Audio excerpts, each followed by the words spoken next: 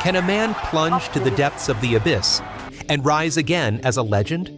What drives an injured wrestler to defy the odds and conquer Japan's most sacred sport? This is the story of Terunofuji Haruo, the Mongolian whom Japan didn't just accept, but came to adore. On the SumoSpirit channel, we bring you the tale of this living sumo legend. Who would have imagined that a boy born on November 29, 1991, in Ulaanbaatar, Mongolia, would one day rise to the top of Japan's sacred sport of sumo? That boy, Gan Erdeni, later known to the world as Terunofuji Haruo, was destined for greatness. While other children played on Mongolia's rugged steppes, he was already setting himself apart. Raised in a land where winter temperatures plunge to -40 Celsius degrees and survival demands resilience, Gan Erdeni developed a rare inner strength. From a young age, his imposing frame and quiet determination hinted at a remarkable future. His journey took a serious turn under the mentorship of Jigjidien Mongbat, Mongolia's legendary athlete, a judo champion and Olympic silver medalist. Mongbat saw in Gan Erdeni something extraordinary: raw power, discipline, and the makings of a sumo champion. Guided by Mongbat, the boy trained rigorously in judo and Mongolia's traditional wrestling, bok. But his mentor knew his potential would only be realized in Japan. With determination, he paved the way for Gan Erdeni to attend Tottori Johoku High School, a breeding ground for sumo excellence. Could a boy from Mongolia's harsh wilderness conquer Japan's revered sumo world? He was ready to try. When Terunofuji entered Tottori Johoku High School in 2009, he stepped into a world completely unlike his own. For a Mongolian teen, Japan's strict sumo traditions, unfamiliar language, and deep-rooted customs could have been crushing. But Terunofuji didn't flinch. But it wasn't just strength that set him apart. Terunofuji's mental toughness, forged in Mongolia's harsh climate and refined by Japan's discipline, made him exceptional. He bridged two worlds, blending Mongolian grit with Japanese precision. Scouts took notice, and in 2011, he joined Isegahama Stable, adopting the Shikona Terunofuji Haruo, a name that would soon command respect throughout the sumo world. The first part, Teru, means shine or illuminate, while the second, Fuji, refers to the iconic Mount Fuji, one of Japan's most revered symbols. His professional debut? It was in January 2011 at the lowest rank of Jonokuchi. How does a foreigner, born in the vast steppes of Mongolia, ascend to the summit of a sport so deeply woven into Japan's cultural fabric, where tradition weighs heavier than the wrestlers themselves? The answer lies in his meteoric rise. Within just 3 years, by January 2014, he had stormed into Makuchi, the elite division of honor, after claiming the championship. But 1 year later, the first real challenge. In 2015, Terunofuji stormed to victory and earned his promotion to Ozeki, sumo's second highest rank. He was the first wrestler born in the Heisei era to do it. The world nodded in approval. Yokozuna, just a matter of time. This year, he won his first title, the Natsu Basho in May. He was charming, talkative, quick to smile. But there was another side. Some said he was cocky, maybe too sure of himself. But fate doesn't bow to talent or confidence. Not long after his rise to Ozeki in 2015, Terunofuji's body began to betray him.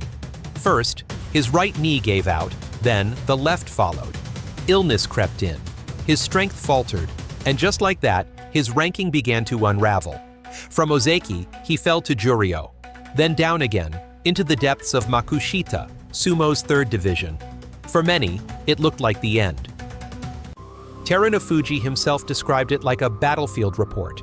No ACL in my right knee, no meniscus in my left, a torn ligament in my elbow, kidney stones, hepatitis C, diabetes, he listed.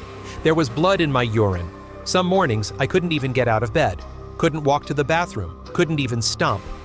Can you imagine competing in sumo, a sport built on balance, force, and footwork, with knees that barely function? How do you push forward in a match when your own body is barely holding together? But Terunofuji didn't give up. He wouldn't. While many saw a broken man, he saw unfinished business.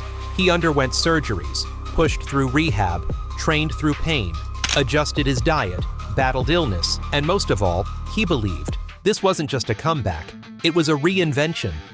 Who claws their way back from the 3rd division with wrecked knees, a broken body, and the weight of the sumo world's doubt pressing down on them? Only Terunofuji. By March 2017, many had written him off, but he pressed on with a warrior's patience. In a feat that defied belief, he claimed the Makushita Division title in July 2019 without a single loss, then steamrolled Juryo the next month, earning his Makuchi comeback by January 2020.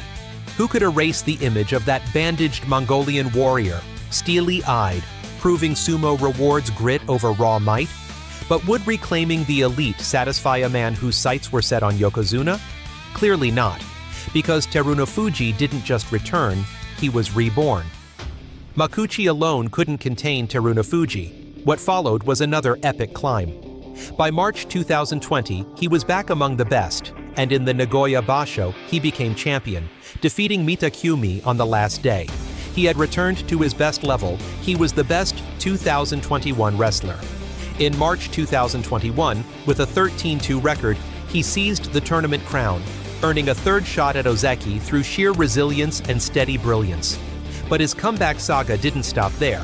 In May 2021, he nabbed the Yusho with a flawless 12-3, clinching victory in the final day's decisive bout. That triumph paved the way for his promotion to Yokozuna in July 2021, making him the 5th Mongolian to claim that sacred rank. In the next tournament, he finished 2nd behind Hakuho, where in the decisive bout on the last day, the great Hakuho defeated him in one of the most epic matches in the history of sumo. But the end of the year was incredible. In September, as a newly crowned Yokozuna, Terunofuji stepped into the ring with fire in his eyes. In a jaw-dropping bout, he overpowered Ozeki Shodai with sheer will and precision. The crowd roared. This was dominance at its most elegant. He also won the Kyushu Basho, 4 out of 6 tournament wins in 2021. Isn't it a miracle? The only one in recent memory to sink to Jonathan's depths and reach sumo's peak with masterful self-control. Did you know Terunofuji stood apart from Hakuho or Asashoryu, far more reserved and traditional? While his fellow Mongolians often made headlines for offering antics, he stayed in the shadows, honoring Japanese customs, quietly mastering the language and ways. That earned him the admiration of Japan's conservative fans, who prize discipline and learning as much as wins. Terunofuji became a rare Mongolian gem, mighty yet tranquil, an outsider yet beloved. Perhaps his not-so-aggressive fighting style also played a role. Terunofuji's style may not be overly aggressive, but it's undeniably powerful.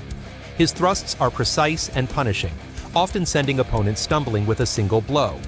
Even more impressive is his adaptability. When sheer force isn't enough, he shifts to belt grappling, the famous style Yotsuzumo, and finishes with flawless technique, forcing rivals out with yorikiri and calm, crushing control. How does a man of such size wield power with such devastating accuracy? And what secrets fuel his ability to outmaneuver even the toughest foes?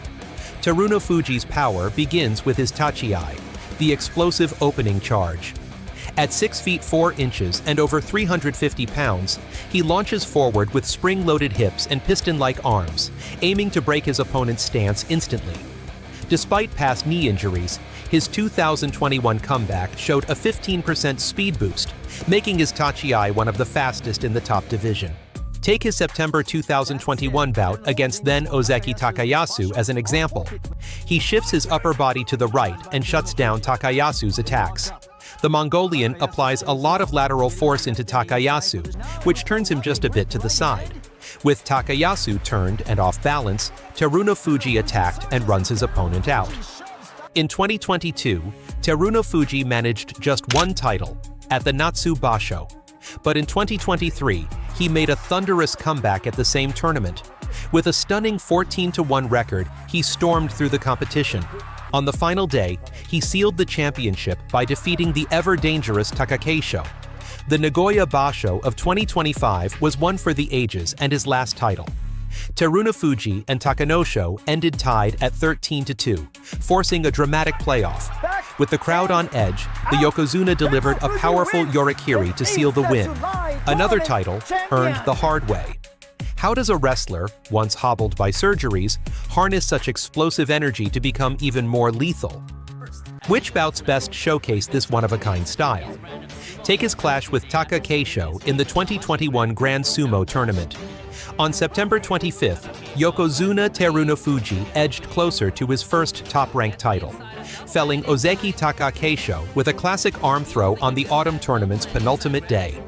Grabbing Taka Keisho's belt with his left hand after a grapple, he nailed a perfect uwatanage after a failed first try, dropping his foe and boosting his record to 12-2.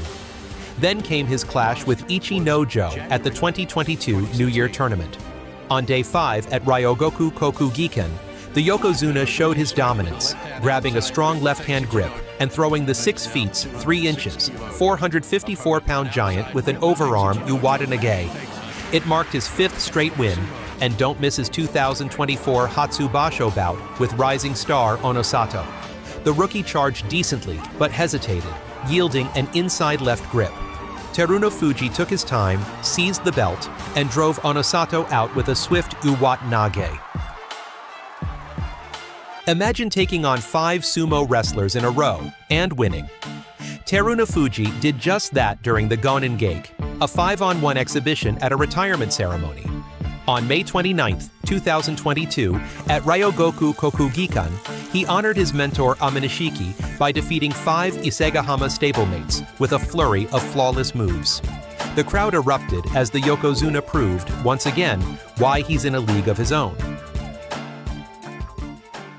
In early 2025, Terunofuji, then sumo's lone Yokozuna, returned despite growing calls for retirement.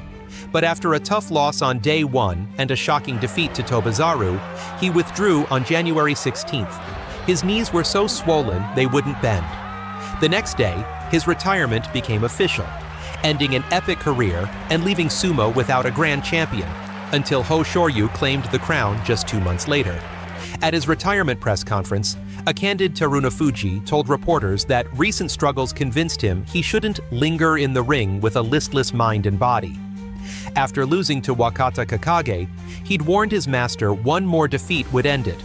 Reflecting on his vigorous career, he highlighted his March 2019 bout, his first after dropping from Ozeki to Jonathan due to injury, as a cherished second sumo career.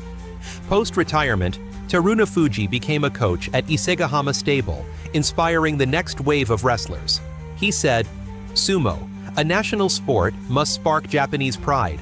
It should be clean and beautiful. I want to train wrestlers who don't lie or lose to themselves. They'll grow strong." And this is the amazing comeback of Terunofuji. If you love this video, hit like, drop a comment, and subscribe to the SumoSpirit channel for more. Catch you in the next one.